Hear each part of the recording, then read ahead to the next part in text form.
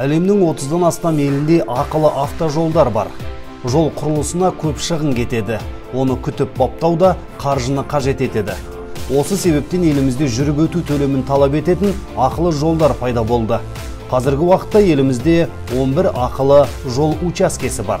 По содержанию эксплуатации платных дорог Ақылы жолдардан түскен қаржы көлемі жылына шамамен 8 миллиард теңгені құрайды. Оның 50% жолды күтіп ұстауға, жол бойындағы инфрақұрылымды жетілдіруге жұмсалады. Бүгінгі таңда 11 ақылы учаскенің екеуін біз өзіміз күтіп ұстап отырмыз. Қалған учаскелерге келісім шарт арқылы мердігер ұйымдар қызмет көрсетеді.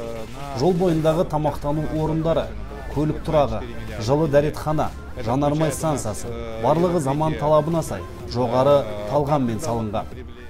Еліміздің ақылы автожолдары жыл 12 ай тәулік бойы бақылануда.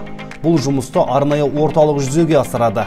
Мониторинг орталығының негізгі қызметі жол үстіндегі проблемалық жағдайларды шешу, сондай-ақ республикалық маңызы бар автомобиль жолдарында фото және бейне тіркеу жүргізу арқылы заң бұзушылықтарды анықтау. Скрытие номеров, то есть транспортное средство, будь это легковая машина. Заң бұзушылықтардың ішінде ең көп кездесетіні бұл көліктің нөмірін жасыру болып табылады.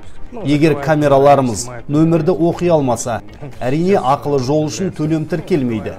Осы жердегі мамандар сондай көліктерді анықтап, заң жүзінде төлем жүргізуін қадағалайды. Жүріп өткен жол үшін төлем жасамайтын көлік иелері де бар. Олармен басқа бөлім жұмыс жасайды.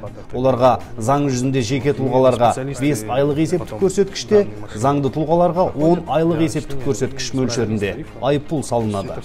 Жоба шеңберінде құрылған байланыс орталығы жолаушыларға қызмет көрсетеді.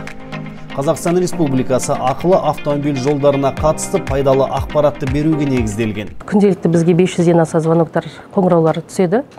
Соның ішіндегі атап өтетін сұрақтар абоненттік төлем, жеңіл көліктерге арналған, және де жолдың сапасы, жағдайы, жолдар қаншалықты ашық, жабық деген сияқты қыс мезгілдерінде, және де жолда тұрып қалған адамдарға көбіне көмек керек болады кейде.